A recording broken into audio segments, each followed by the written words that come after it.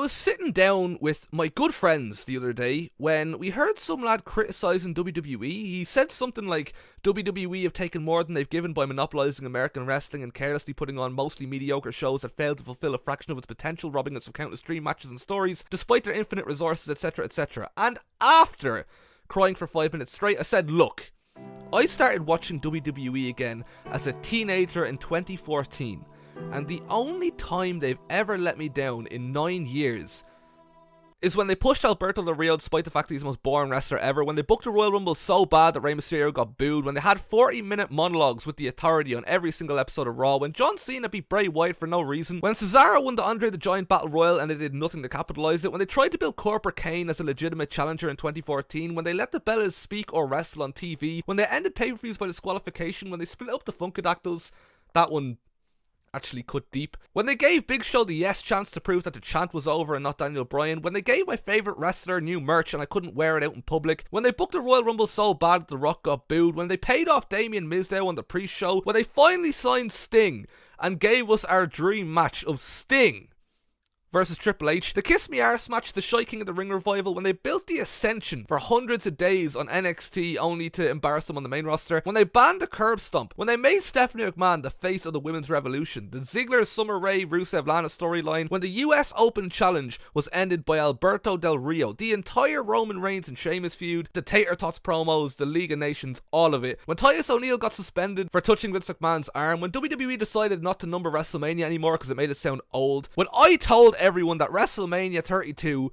will be a lot better than it looks because Dean Ambrose and Brock Lesnar will put on a great match, and the match was shite and the main event was shite as well, when Bray Wyatt used to be cool and they had him team with Reigns that one time and stare down Triple H that one time and they did nothing with it afterwards, when they brought back Bob Backlund to do a fucking Trumpy weird gimmick with Darren Young, when they announced that Goldberg was coming back after 12 years instead of leaving it as a fucking surprise, when Goldberg beat Brock Lesnar in 2 minutes, giving him his first proper loss after ending the streak, instead of somebody like Samoa Joe. Imagine Samoa Joe choked out Brock Lesnar in 2 minutes. That would have been the coolest shit ever. When they set it behind Alex Riley's back, when they finally brought back the Cruiserweight division but then made them go on their own show and then treated them like transition year work experience students on Raw, paid off their title matches on pre-shows and gave the first belt to TJP, when they called him Cassius Ohno, when they paid Jimmy Snuka a heroic tribute despite the fact that he killed his girlfriend, and they signed half of European wrestling, hid them in a warehouse in Enfield, and then fired most of them and then kept a few and gave them legitimate opportunities 6 years later, when Randy Orton won the Royal Rumble and there were no surprises, when they gave the NXT World title to Bobby Roode and it was the most boring NXT title run of all time, when they didn't include Luke Harper in the Randy Orton Bray Wyatt WrestleMania match so we could get this, when they continued to use The Undertaker after WrestleMania 33, when they didn't turn Roman Reigns heel after everyone thought he retired The Undertaker, the House of Horrors match, Jinder Mahal's title run, James Ellsworth winning the first ever women's Money in the Bank, Big Cass going on a singles run, when they cancelled the original Talking Smack, when Brock Lesnar beat Big Show in 6 minutes, when they split up American Alpha for no reason and had Chad Gable team with Shelton Benjamin instead, when Enzo Amore beat Neville for the Cruiserweight title, when Bray Wyatt revealed himself as Sister Abigail, when they reduced all of Lucha Wrestling WWE to one bad faction, when they called up Ember Moon after her match with Asuka and still managed to fumble the bag, when Matt Hardy and Bray Wyatt had a really bad final deletion ripoff, when they saw how popular Rusev Day was getting with the fans so they split them up, when Mustafa Ali put deadly promos out on Twitter to get people to care about his matches and they still didn't put them on TV, when they tried to name the Battle Royal after Fabulous Moolah, when they had Charlotte submit Asuka at WrestleMania and Asuka went from being undefeated to losing to Carmella on pay-per-views for no real reason, when they turned Nia Jax babyface and gave her a world championship, when AJ Styles and Nakamura feuded about dick punching, when I stayed up till 4 in the morning to see Braun Strowman's mystery partner and it was just a child, when they decided to work with Saudi Arabia, when they booked Lesnar versus Reigns to main event 3 different WrestleManias and a Saudi pay-per-view and 2 SummerSlams despite the fact they've only had like 2 good matches together, when something mildly funny happens on WWE TV and they just run it into the ground, when they call up Sanity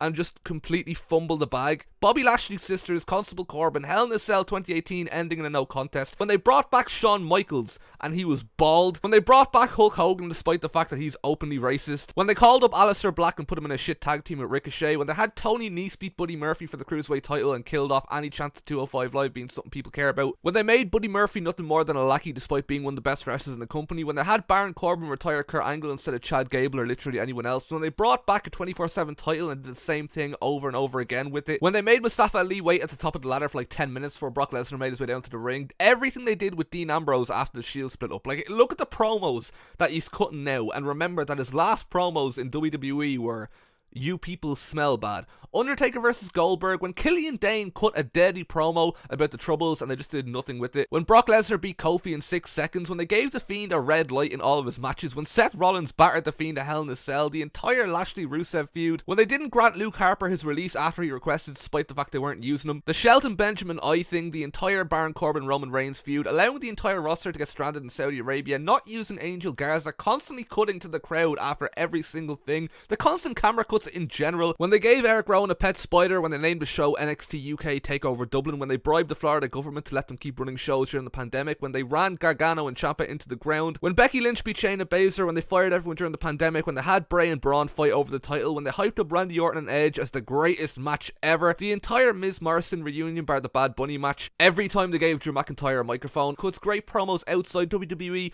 But if you can prove me wrong by pointing me towards one good Drew McIntyre promo or segment in WWE, I'll happily change my mind. When they gave Akira Tozawa a shite ninja gimmick, the eye for an eye match, the romance angle between Aliyah and Buddy Murphy, a teenager and a man in his 30s. When they scrapped Raw Underground, I know I'm the only person who liked it.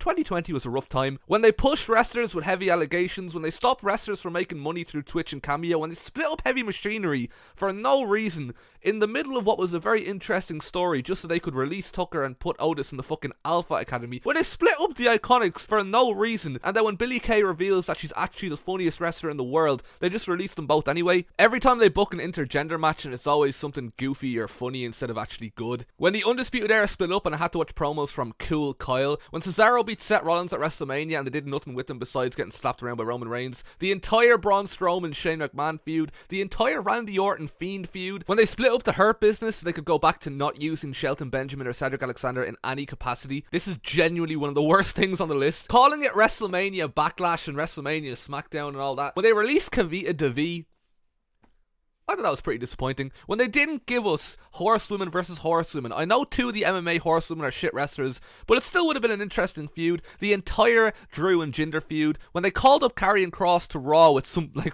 weird gladiator gear. When they gave Roman Reigns one of the most predictable matches ever during his title run. When they decided that Finn Balor should randomly just hump the ground and make a dramatic comeback only for the rope to snap and kill him. When they gave Becky Lynch an unnatural Conor McGregor rip-off heel run. When they finally found something entertaining to do with Baron Corbin after several years and they just killed it after a few weeks so we could get Madcap Moss instead. NXT 2.0, when they fired Drake Maverick and he made such a good video that they decided to bring him back, and then they fired him again and he made such a good video that they decided to bring him back again but in a non-wrestling role, so now we can't see him wrestle. When I convinced my friends to stay up for the 2022 Royal Rumble only for it to be the worst Royal Rumble ever and now my friends won't talk to me. When they didn't put Naomi in the bloodline or do anything with her generally. When they did championship contenders matches where the wrestler had to beat the champion in order to get a shot at the champion. The weird commentators language, the piped in crowd noise, the stupid fucking nicknames, MVP managing Omos instead of Lashley, the entire Ezekiel story being run into the ground. There's only one Ezekiel I want to see in WWE anyway. Vince McMahon doing a victory lap on TV after sexual assault allegations. When they hired one of the best talkers in all of wrestling and then have him doing this. Liv Morgan's title run, Tyson Fury sing with Drew McIntyre after he lost. Triple H bringing back all his favourites only for it to turn out that none of them are really that good.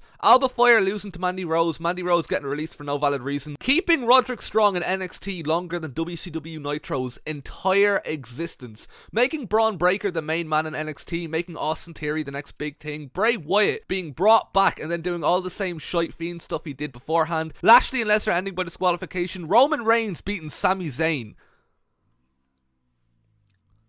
But besides that, it's pretty good.